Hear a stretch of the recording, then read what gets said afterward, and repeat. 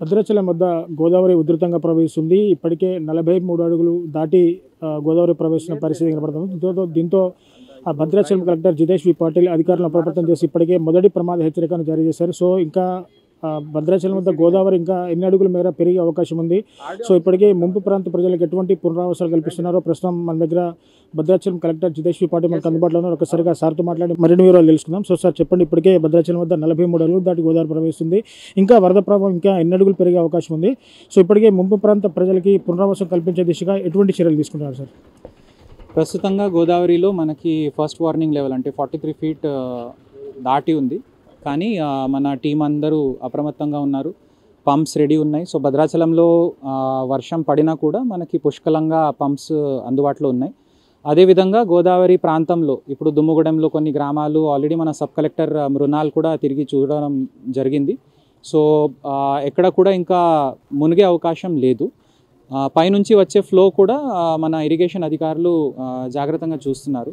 So దాదాపుగా మా అంచనా ఏముందంటే మ్యాక్సిమం ఇంకా 2-3 ఫీట్ 45 ఫీట్ అట్లా పోయి సాయంత్రం దాకా మళ్ళీ గోదావరి లెవెల్ తగ్గుతుంది. సో మహారాష్ట్రలో ఎక్కువ భారీ ఎత్తున వర్షం పడుతుంది కాబట్టి దాని ప్రభావం ఇంకా 2-3 రోజుల తర్వాత మనకి మళ్ళీ కనిపిస్తుంది. కాబట్టి ఇప్పటికే ఇంకా పునరావాసన లేదా రీహాబిలిటేషన్ అట్లాంటివి చేయాల్సిన అవసరం రాదు. అయినా మా విజ్ఞప్తి అందరికీ ఏముందంటే చాలా చోట్ల అయితే పొలాలకి మన రైతులు వెళ్తారు, చిన్న చిన్న వాగులు దాటుతారు. సో అట్లాంటివి దయచేసి మనము చేయవద్దు.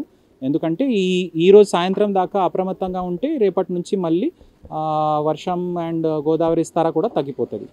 సార్ ఒకవేళ గోదావరి 48 అడుగులు ఇంకా దాటితే రెండో ప్రమాదం హెచ్చరికను జారీ చేసే అవకాశాలు కూడా ఉండవచ్చు అని చెప్పేసి ఇప్పటికీ వాతావరణ అధికారులు కూడా చెప్తున్న పరిస్థితి. సో ఒకవేళ గోదావరి ఇంకా రెండో ప్రమాద హెచ్చరికను దాటి ప్రవహిస్తే ఫస్ట్గా ఎఫెక్టెడ్ అయ్యే ఏరియాస్ ఏమేమి ఉన్నాయి సార్? మనకి అందరికీ తెలుసు, రెండో హెచ్చరిక లెవెల్ దాటేటప్పుడు మనకి సున్నంబట్టి గ్రామానికి ముందు ప్రభావం అవుతుంది. సో ఆల్రెడీ సున్నంబట్టి ఊరు మన సబ్ కలెక్టర్ గారు కూడా చూసి వచ్చారు. నేను మన ఎస్పీ గారు ఏఎస్పీ గారు కూడా ఇది తూర్బాక బ్రిడ్జ్ దగ్గర కూడా చూసాము. సో రెండో హెచ్చరిక ఒకవేళ టచ్ అయినా కూడా మనకి ఆల్టర్నేటివ్ రూట్, ఆ కొత్త బ్రిడ్జ్ వేసేదానికి ఆల్టర్నేటివ్ రూట్ కూడా చూడడం జరిగింది. కాబట్టి ఏ సమస్య వచ్చినా కూడా ఆల్రెడీ ఏర్పాట్లు ఉన్నాయి. సో 48 ఫీట్ ఫస్ట్ పాయింట్ ఏంటంటే 48 ఫీట్ దాటదు, అది మా అంచనా.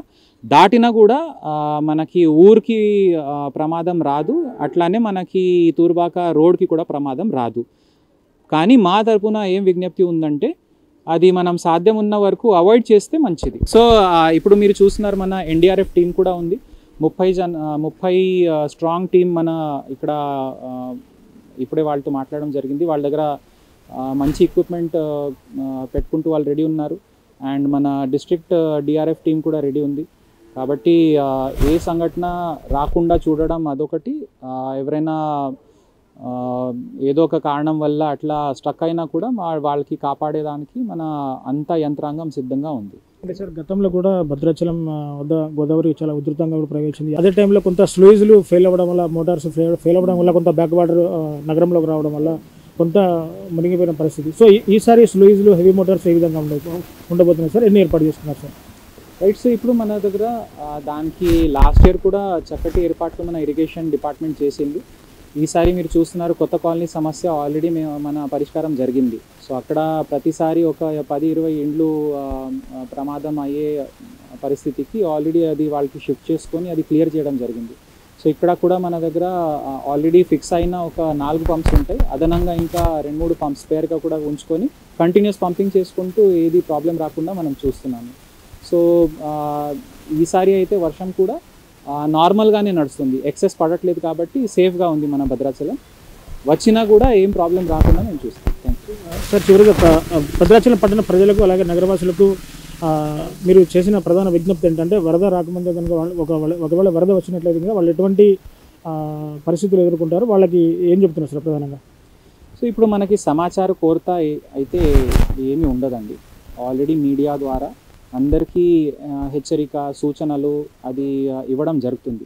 కాబట్టి ఎవరు కూడా నీళ్లు ఎక్కడైనా వాగు దాటేటప్పుడు, రోడ్ దాటేటప్పుడు మన పోలీసు రెవెన్యూ యంత్రాంగం అవసరం పడితే వాళ్ళు రోడ్కి ఒక బ్యారికేడింగ్ చేస్తారు. అట్లాంటివి ఉన్నప్పుడు దయచేసి ఎవరు కూడా దానికి దాటే ప్రయత్నం చేయకూడదు. ఎందుకంటే ఈ ఒక్క జస్ట్ 6 గంటలు 7 గంటలు ప్రయాణం కోసం జీవితాలు కోల్పోవద్దు ఎవరు కూడా.